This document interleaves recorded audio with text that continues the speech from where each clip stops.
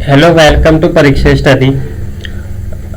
आज हम chapter number first ईट मन की तथा अस्थियों का नेक्स्ट पार्ट करेंगे, जिसमें मैं आज आपको लिपि के बारे में बताऊंगा। तो आइए शुरू करते हैं। तो हमारा जो आज का टॉपिक है वो क्या है? मोहरे, लिपि तथा वाट। हम यहाँ से पढ़ेंगे। हमने लास्ट वीडियो में यहाँ तक करा था, इससे आगे आज कवर करेंगे। तो सबसे पहले हम मोहरे और मुद्राकन के बारे में जानते हैं। मोहरे और मुद्राकन का प्रयोग लंबी दूरी की संपर्कों की सुविधाजनक बनाने के लिए होता था। कल्पना कीजिए कि सामान से भरा एक ठेला एक स्थान से दूसरे स्थान तक भेजा गया। उसका मुख रस्सी से बांधा गया और गांठ पर थोड़ी गीली मिट्टी जमाकर एक या अधिक मोहर वहां से वहां पे कर लगा दी जाती। तो ये जो आपको चित्र दिख रहा है, ये इस तरह से मोहर का चित्र है। मोहर लगा दी जाती थी, जिससे मिट्टी पर मोहर की छाप पड़ जाती थी। यदि इस थैले के अपने गंतव्य स्थान पर पहुंचने, मतलब जहां पर इस थैले को जाना है वहां पर पहुंचने तक मुद्राकन अक्षुण्ण रहा, तो इसका अर्थ था कि थैले के साथ किसी प्रकार की कोई छेड़छाड़ नहीं की गई है। और मुद्राकन से प्रेषक की पहचान का भी पता चल जाता था। ठीक है, तो क्या होता था कि अगर कोई सामान एक जगह से लेके जाना तो उसको बांध के क्या कर देते थे, मोहर लगा देते थे, ताकि उस सामान से कोई छेड़छाड़ करे तो पता चल जाए। इसके बाद एक रहस्यमय लिपि। इस चित्र का नाम क्या है? रोपड़ से मिला एक मुद्राकान ने उसका चित्र देखा है आपको। अब एक रहस्यमय लिपि, अब क्या है रहस्यमय लिपि? आपको मैं एक वर्ड एक चित्र दिखाता हूँ आपको। ऊपर जो आपको दिख रहा है ये एक लिपि है। उस टाइम की लिपि थी, जिसको क्या होता है इतिहासकार भी आज तक समझ नहीं पाए, इसलिए इसको रहस्यमय लिपि भी बोला जाता है। तो इसके बारे में जानते हैं हम। एक रहस्यमय लिपि सामान्य हड़प्पाई मोहरों पर एक पंक्ति में कुछ लिखा है जो संभवतः मालिक के नाम और पदवी को दर्शा रहा है। विद्वानों ने ये सुझाव भी दिया है कि इन पर बना चित्र आमतौर पर एक जानवर का चित्र है। अनपढ़ लोगों के सांकेतिक रूप से इसका अर्थ बताता है। अधिकांश अभिलेख संक्षिप्त है। सबसे लंबे अभिलेखों में लगभग 26 चिन्ह है। हालांकि ये लिपि आज तक पढ़ी नहीं जा सकी है, इसलिए इसको रहस्यमय लिपि भी बोला जाता है ना। तो इस टाइप का क्वेश्चन भी आ सकता है कि इसको रहस्यमय लिपि क्यों बोला जाता है, क्योंकि इसको आज तक कभी पढ़ी नहीं जा पाई, पढ़ ही नहीं सके। पर निश्चित रूप से ये वर्णमालीय है, जहाँ प्रत्येक चिन्ह एक स्वर अथवा व्यंजन को दर्शाता है। लेकिन इतना है कि ये कुछ न कुछ वर्णमाली है, ये जो स्वर और व्यंजन को दर्शा रहा है। नहीं थी, पर क्योंकि इसमें चिन्हों की संख्या कहीं अधिक है, तो लगभग 375 से 400 के बीच की थी। ऐसा प्रतीत होता है कि यह लिपि दाईं से बाईं में लिखी जाती थी। इसको जो लिखा जाता था वो दाईं से बाईं में लिखा जाता था, क्योंकि कुछ मोहरों पर दाईं ओर चौड़ा अंतराल मिला है और बाईं ओर मतलब थोड़ा संकुचित मिला, मतलब सिकड़ा हुआ। दाएं पे चौड़ा था और बाईं ओर थोड़ा सिकड़ा हुआ था, संकुचित था, जिससे लगता है कि उत्कीर्ण ने दाईं ओर से लिखना शुरू किया होगा और बाद में बाईं ओर पर खत्म किया होगा, कम पड़ गया होगा। अब हम विभिन्न प्रकार की वस्तु को देखते जिन पर लिखावट मिली है। तो किस किस पर ये जो लिपि मिली है, किस किस पर लिखावट मिली है? सबसे पहले मोहर है, तांबे के औजार, वर्तमान के अवंत, तांबे तथा मिट्टी के लटू पट्टिकाएं, आभूषण, अस्थि, छड़े, यहाँ तक कि एक प्राचीन सूचना तक भी ये लिपि लिखी हुई मिली है। ये याद रखिए, हो सकता है कि नष्ट प्राय वस्तु पर भी लिखा जाता हो। क्या ये अर्थ लगाया जा सकता है कि सार्थकता क्या थी? व्यापक थी।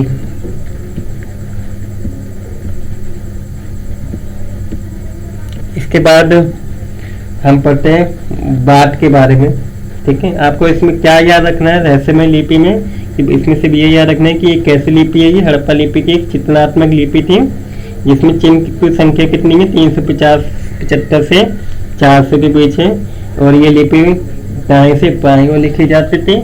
और हड़प्पा लिपि एक रहस्यमय लिपि भी इसलिए कहा गया क्योंकि इसको आज तक पढ़ा नहीं गया है। और इसके कहाँ पर ये लिपि मिली है? मोहरे, तांबे के औजार और आभूषण इसमें मिली है। इसमें बस इन्हीं बातों का आपको क्या करना है, ध्यान रखना है। इसके बाद हम बात के बारे में पढ़ेंगे। विनिमय बात की एक सूक्ष्म या परिशुद्ध प्रणाली द्वारा चित्रित थे। ये बात सामान्यतः किसके बनाए जाते थे? चट नामक पत्थर से बनाए जाते थे, जो बात होते हैं। आमतौर पर ये किसी भी तरह के निशान से रहित घनाकार होते थे। इन बाटों के निचले मानदंड द्विआरी, जैसे इसमें जो वैल्यू होती थी 1, 2, 4, 8, 16, 32 इस तरीके से होती थी, और लास्ट जो थी 12,800 तक इसकी वैल्यू थी। तो आपको 1.22 ये दे रखा है, 1.2 डायग्राम में दे रखा है वाट का चित्र। जबकि ऊपरी मानदंड दशमलव प्रणाली का एक अनुसरण करते हैं। छोटे बाटों का प्रयोग संभवतः आभूषण और मनकों को तोड़ने के लिए किया जाता होगा। धातु से बने तराजू जो होते थे, ये बाट बने हुए होते थे, उनमें क्या है, उनके पलड़े भी मिले होते थे, जिस पलड़े पे रख के इनको मापा जाता होगा, तोड़ा जाता होगा। ये बिल्कुल दिखने में कैसे लगते थे, बिल्कुल साधारण दिखते थे बाट, और इनमें किसी प्रकार का कोई निशान भी नहीं बनाया गया है इन बाटों पर। इसके बाद हमारा जो टॉपिक है प्राचीन सत्ता। जो प्राचीन सत्ता थी वो कैसी थी? हड़प्पाई समाज में जटिल फैसले लेने और उन्हें कार्यान्वित करने के लिए संकेत मिलते हैं। उदाहरण के लिए हड़प्पाई पुरावस्तुओं में असाधारण एक रूपता को ही लें, जैसे कि मृत भांड, मोहरों, बाटों तथा ईंटों क्या है से स्पष्ट है। मतलब क्या है, इनकी आकृति कैसी होती है, एक रूपता ही होती थी, मतलब एक जैसी ही आकृति थी। महत्वपूर्ण बात यह है कि ईंट जिनका उत्पादन स्पष्ट रूप से किसी एक केंद्र पर नहीं होता, जम्मू से गुजरात तक पूरे क्षेत्र में समान अनुपात की ही ईंट मिली है। मतलब उनका साइज कैसा है, एक जैसा ही मिला। हमने ये भी देखा है कि अलग अलग कारणों से बस्तियां विशेष स्थानों पर आवश्यकता अनुसार भी क्या की गई थी, स्थापित की गई थी। इसके अतिरिक्त ईंट बनाने और विशाल दीवारों तथा चबूतरों के निर्माण के लिए भी श्रम संगठित किया गया था। अब प्रसाद तथा शासक, ये आपको ये जो मूर्ति दिख रही है, ये क्या है, एक पुरोहित राजा की मूर्ति है जो मिली थी इतिहासकारों को। सत्ता की केंद्र, सत्ताधारी लोगों के विषय में पुरातत्व विवरण हमें कई त्वरित उत्तर नहीं देते हैं। पुरातत्वविदों ने मोहनजोदड़ो से मिले एक विशाल भवन को, अभी जो पुरातत्वविद थे उन्होंने क्या करा था, मोहनजोदड़ो में एक बहुत बड़ा विशाल भवन मिला था, उसी को इन्होंने क्या किसकी संज्ञा दी, प्रसाद की संज्ञा दी। प्रसाद है, इसी को प्रसाद बोला, प्रासाद है ना। परंतु इससे संबंध कोई भव्य वस्तु नहीं मिली। एक पत्थर की मूर्ति मिली जिसको पुरोहित राजा बोला गया, जिसकी मूर्ति आपको यहाँ दिखा रखी है। ये जो मूर्ति है ये की संज्ञा दी गई है और नाम आज भी प्रचलित है, पुरोहित राजा बोला गया थे और आज भी नाम है। ऐसा इसलिए क्योंकि पुरातत्वविद मेसोपोटामिया के इतिहास तथा वहाँ के पुरोहित राजा से परिचित थे, उनके बारे में उनको पता था, और यही समानता उन्हें सिद्ध क्षेत्र में भी मिली थी, ढूंढी थी उन्होंने। लेकिन जैसा कि चित्र में हम देखेंगे, हड़प्पा सभ्यता की अनुष्ठानिक प्रथाएं अभी तक ठीक प्रकार से हम उनके अनुष्ठानिक प्रथाएं, मतलब पूजा पाठ से संबंधित जो भी प्रथाएं होती थी, उसको अभी तक समझे नहीं पाए हैं, और न ही ये जानने की साधन उपलब्ध हो पाए कि जो लोग इन अनुष्ठानों का निष्पादन करते थे उन्हीं के पास राजनीतिक सत्ता होती थी या नहीं। कुछ पुरातत्वविद इस मत के हैं कि हड़प्पाई समाज में शासक ही नहीं थे। कुछ तो ये कहते हैं कि कोई शासक नहीं होता था, सभी की सामाजिक स्थिति समान थी। दूसरे पुरातत्वविद कहते हैं कि नहीं, ऐसा नहीं है, वहाँ पर कोई एक नहीं बल्कि कई सारे शासक थे, जैसे मोहनजोदड़ो, हड़प्पा आदि के अपने अलग अलग राजा होते थे। कुछ और ये तर्क देते थे कि एक ही राजा थे, जैसा कि पूरा एक ही राज्य के पूरे एक ही राजा हुआ करता था। कुछ इतिहासकार ऐसे कहते थे। नियोजित बस्तियों की साक्ष्य ईंटों के आकार में निश्चित अनुपात तथा बस्तियों के कच्चे माल के स्रोतों के समीप संस्थापित होने से स्पष्ट है कि अभी तक की स्थिति में अंतिम परिकल्पना सबसे युक्ति संगत प्रतीत होती है, क्योंकि ये कदाचित संभव नहीं लगता कि पूरे समुदाय द्वारा इकट्ठे ऐसे जटिल निर्णय लिए जाते होंगे या करते होंगे। जो भी जटिल निर्णय लेने का काम करता होगा वो कौन करता होगा, वहाँ का शासक ही करता होगा। तो हमने इस टॉपिक में अभी पढ़ा। आपके एग्जाम में इस तरीके से क्वेश्चन पूछा जा सकता है कि शासक को लेके जो पुरातत्वविद थे उनमें क्या मतभेद हुए थे। तो उनमें तीन मतभेद क्या होते, तीन तरह के मतभेद थे। कुछ तो कह रहे थे कि शासक ही नहीं होते थे, लेकिन कुछ कह रहे थे कि नहीं, अलग अलग जगहों के अलग अलग राज शासक होते थे। लेकिन कुछ का कहना था कि एक जो शासक होता था, सब जगहों का एक ही शासक होता था। इसके बाद हमारा नेक्स्ट टॉपिक है सभ्यता का अंत। जो ये हड़प्पा सभ्यता है, इसका अंत कैसे हुआ? तो ऐसे साक्ष्य, इसका हड़प्पा सभ्यता का अंत होने के कारण क्या हो सकते हैं? बाढ़ आना, क्या हो सकता है कि उस टाइम पे बाढ़ आ गई हो जिसकी वजह से इस सभ्यता का अंत हो गया हो, पतन हो गया हो, या सिंधु नदी का जो मार्ग है वो बदल दिया गया हो जिसकी वजह से इसका अंत हो गया हो, या हो सकता है भूकंप आ गया हो, या चौथा कारण क्या हो सकता है? जलवायु परिवर्तन, पांचवा आर्यों का आक्रमण हो सकता है, और छठा वनों की कटाई। ये 6 कारण हो सकते हैं हड़प्पा सभ्यता के अंत के। तो इसके बारे में हम पढ़ते हैं। ऐसे साक्ष्य मिले कि जिनके अनुसार लगभग 1800 ईसा पूर्व तक चोलिस्तान जैसे क्षेत्रों में अधिकांश विकसित हड़प्पा स्थलों को त्याग दिया जाता था। इसके साथ ही गुजरात, हरियाणा तथा पश्चिमी उत्तर प्रदेश को नई बस्तियों में क्या होने लगी थी? वहाँ पे आबादी बढ़ने लगी। जब एक बस्ती को त्याग दी जाती तो फिर नई बस्तियां में आबादी बढ़ने लगती थी। ऐसा लगता है कि उत्तर हड़प्पा के क्षेत्र 1900 ईसा पूर्व के बाद भी अस्तित्व में रहे होंगे।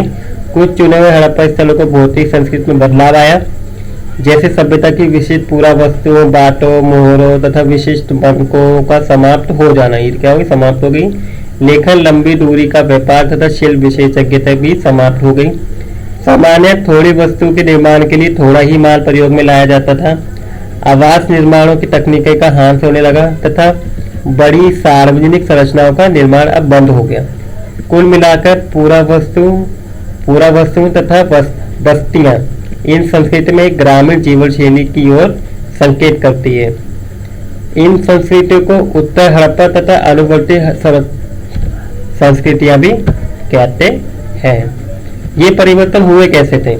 इस विषय में कई व्याख्याएं दी गई हैं। इनमें जलवायु परिवर्तन दिया गया है। तो आपको जो याद रखना है वो ये याद रखना है, या तो हो सकता है जलवायु परिवर्तन के कारण हो गया हो अंत, या फिर वनों की कटाई के कारण, या अत्यधिक बाढ़, या नदी का सूखा बढ़ जाना। क्योंकि सिंधु नदी का मार्ग बदल जाने का मतलब क्या है कि वो नदी क्या हो गई, वहां से सूखी पड़ गई होगी तथा भूमि का अत्यधिक उपयोग सम्मिलित हो गया होगा। इनमें से कुछ कारण कुछ बस्तियों के संदर्भ में तो सही भी हो सकते हैं, परंतु सभी सभ्यता की पतन की व्याख्या नहीं करते, सभी इसके महत्वपूर्ण नहीं करते।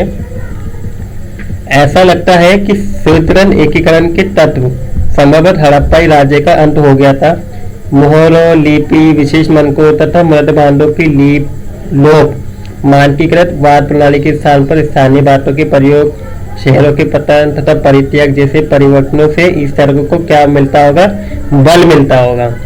उपमहाद्वीप को एक पूरी तरह से अलग क्षेत्र में नए शहरों के विकास में क्या विकास होने लग गया, और शेषवादी से भी अधिक समय तक परीक्षा करनी पड़ी हुई होगी।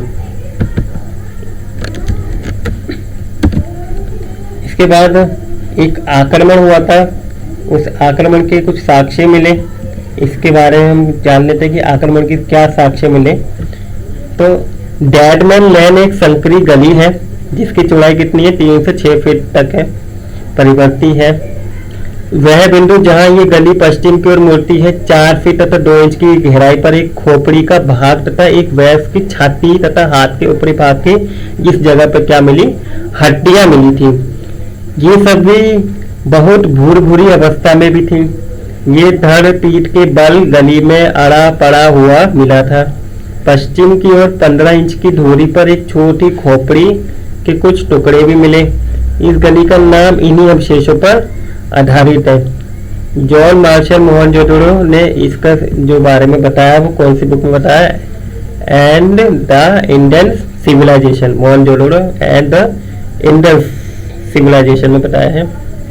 1925 में मोहनजोदड़ो के इसी भाग से 16 लोगों के अस्थिर पंजर इन आभूषणों सहित मिले थे जो इन्होंने मृत्यु के समय वहां पर पहन रखे थे, तो वो उनको आभूषण मिले थे। बहुत समय पश्चात 1947 में R.E.M. व्हीलर ने, जो भारतीय पुरातत्व सर्वेक्षण के तत्कालीन डायरेक्टर जनरल थे, इन पुरातत्व साक्ष्यों का उपमहाद्वीप में ज्ञात प्राचीनतम ग्रंथ ऋग्वेद के साक्ष्यों से संबंध स्थापित करने की कोशिश की। उन्होंने लिखा कि ऋग्वेद में पूर्व शब्द का उल्लेख है जिसका अर्थ क्या होता है? प्राचीर, किला या गढ़। आर्यों के युद्ध के देवता किसको बोला? इंद्र को बोला गया। ये पुरंदर अथवा गढ़ विध्वंस कहा गया इनको। फिर ये लोग कहाँ हैं या थे? पहले ये माना गया था कि ये मित्रक मात्र थे। हड़प्पा में हाल में हुए उत्खननों में मानो परिदृश्य क्या हो गया, एकदम से बदल दिया है। यह मुख्यतः अनार्य प्रकार की एक बहुत विकसित सभ्यता पाते हैं, जिसमें अब प्राप्त जानकारी के अनुसार विशाल किलेबंदियां भी की गई थी। ये स्वतंत्र रूप से स्थिर सभ्यता कैसे नष्ट हुई होगी? हो सकता है जलवायु संबंधी, आर्थिक तथा राजनीतिक हाथ ने इनको कमजोर किया होगा। तो उसी के बारे में बताया कि खत्म कैसे हुई होगी। तो यहाँ पे भी यही कारण बताया गया, जलवायु। और अधिक संभावना इस बात की भी हो सकती है कि जानबूझकर तथा बड़े पैमाने पर किए गए विनाश ने इसको अंतिम रूप दे दिया हो, इसका समाप्त हो गया हो। ये मात्र संयोग ही नहीं हो सकता। मोहनजोदड़ो के अंतिम चरण में आभास होता है कि यहाँ पुरुषों, महिलाओं तथा बच्चों का जन्म संहार भी किया गया था। पारिस्थितिक साक्ष्य के आधार पर इंद्र अभियुक्त माना जाता था। और इसके बारे में हड़प्पा 1940 एशियन म्यूजियम में इनके बारे में बताया है। 1960 के दशक में डेल्स नामक पुरातत्वविद ने मोहनजोदड़ो में जलसंहार के साक्ष्यों पर क्या उठाए थे?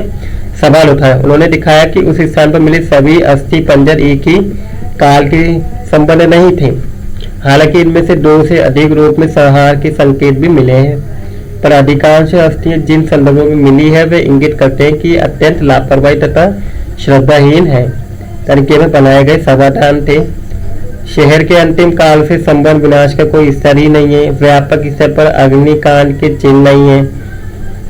अग्नि होती है, जलाया जाता है, उसके कोई चिन्ह नहीं मिले। चारों ओर फैले हथियारों के बीच कवचधारी सैनिकों के शव भी नहीं है। दुर्ग जो शहर का एकमात्र किलेबंद भाग था, अंतिम आत्मलक्षण का कोई साक्ष्य वहां पर नहीं मिले हैं। तो ये किसने बताया? मिथिल मैस्कर एंड मोहनजोदड़ो की बुक में है ये। तो वहां पे इसके बारे में बताया। इसके बाद हमारा जो नेक्स्ट टॉपिक के हड़प्पा सभ्यता की खोज, इसके बारे में हम अपनी आने वाली नेक्स्ट वीडियो में पढ़ेंगे। आज के लिए हम यहीं तक रखते हैं। अगर आपको मेरी वीडियो अच्छी लगी हो तो please like the video, share the video. और अगर आप चैनल पे नए हैं और आप मेरे वीडियो को पहली बार देख रहे हैं तो please subscribe the channel. Thank you for watching video.